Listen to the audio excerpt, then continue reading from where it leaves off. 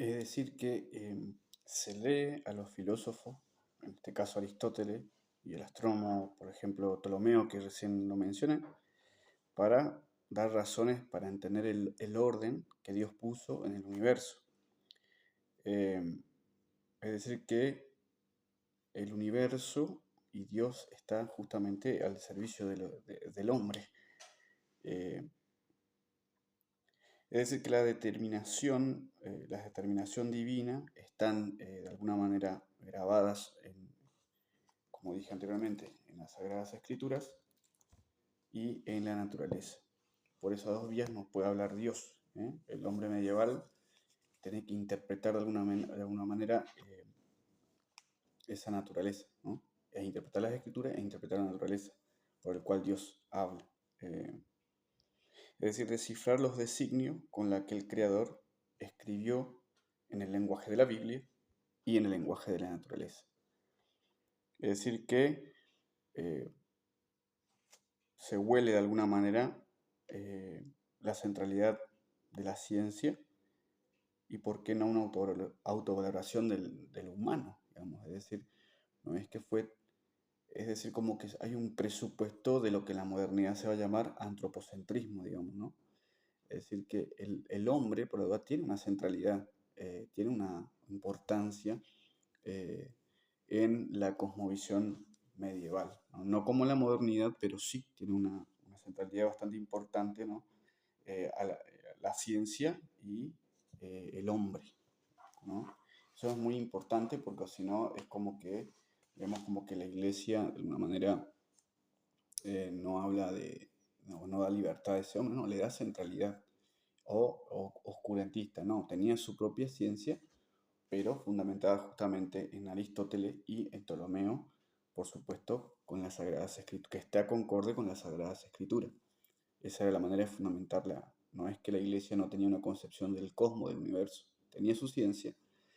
Entonces, la iglesia, al tener poder no solamente moral, intelectual, político, científico, o sea, saber poder, es decir, que uno, si quería hacer ciencia, de alguna manera tenía que estar reordenado a estas tres fuentes, ¿no?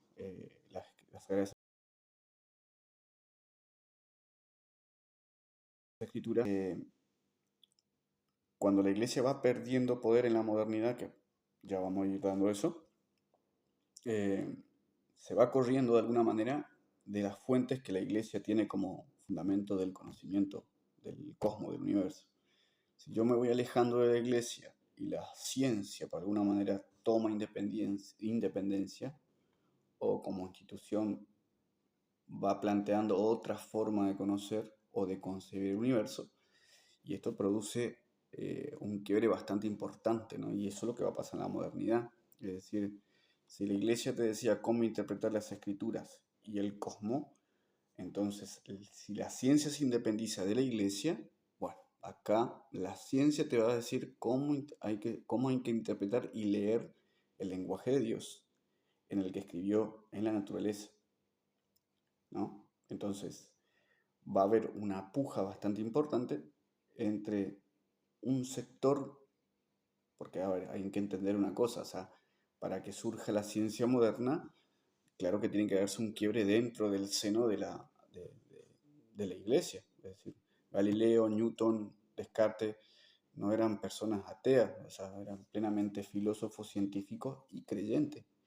Pero para poder entender la modernidad, hay que entender, en primer lugar, que no va a caer la fe en Dios, sino que va a haber un proceso de separación de hacia las Sagradas Escrituras como fuente de conocimiento y a su vez a ese presupuesto científico y filosófico que daba de alguna manera validez a la escritura, que fue Ptolomeo y Aristóteles. Es decir, lo que va a estar en quiebre o temblando en este periodo, con la aparición de Galileo, la aparición de Descartes, la aparición de Newton, va a ser el sistema aristotélico y de Ptolomeo, es lo que va a empezar a temblar. Entonces eso es lo que va de alguna manera, va a dar origen, de alguna manera, o el proceso de aparición de una nueva manera de ver el mundo, de ver el universo, pero no así en Dios, porque, ¿por qué digo esto? Porque Galileo, Newton, Descartes, eran creyentes, no necesitaban de la Sagrada Escritura, o sea, no negaban a Dios, pero sí negaban la Sagrada Escritura, porque si Dios creó el universo y dio las leyes naturales, o, las, o puso su ley y el orden en el cosmos, entonces yo no necesito de la Sagrada Escritura para llegar a Dios. Entonces, prescindo de la Sagrada Escritura y de todo el fundamento científico y filosófico que sustentaba el conocimiento de la Iglesia, que daba razón de la creencia bíblica. Entonces, esto es lo que empieza de alguna manera a temblar, pero no la fe en Dios. Siguen siendo científicos, filósofos, matemáticos, pero siguen creyendo en Dios. Por eso generalmente, como en el video anterior puse, es decir, que dan, de alguna manera, van a dar el origen a una nueva religión, a una nueva entidad divina. En este caso de tinte más racionalista va a ser bueno, ese Dios relojero, ese Dios ingeniero que creó el cosmos estructuradamente en un lenguaje matemático, y yo puedo por mi razón de alguna manera llegar a poder descifrar la voluntad de ese Dios en el orden del cosmos. Digamos, yo puedo conocer a Dios, eh, pero no necesito de la Sagrada Escritura. No necesito la Sagrada Escritura ni los fundamentos racionales o filosóficos de Aristóteles y Ptolomeo. Es decir, de alguna manera va a haber un cambio de paradigma, el hombre va a ser centro de la historia, centro del universo, y a su vez la Tierra no va a empezar a ser más el centro del universo, sino va a ser el Sol. Entonces, acá hay un quiebre profundamente epistemológico que va a dar justamente el origen a la filosofía moderna que en breve vamos a exponer.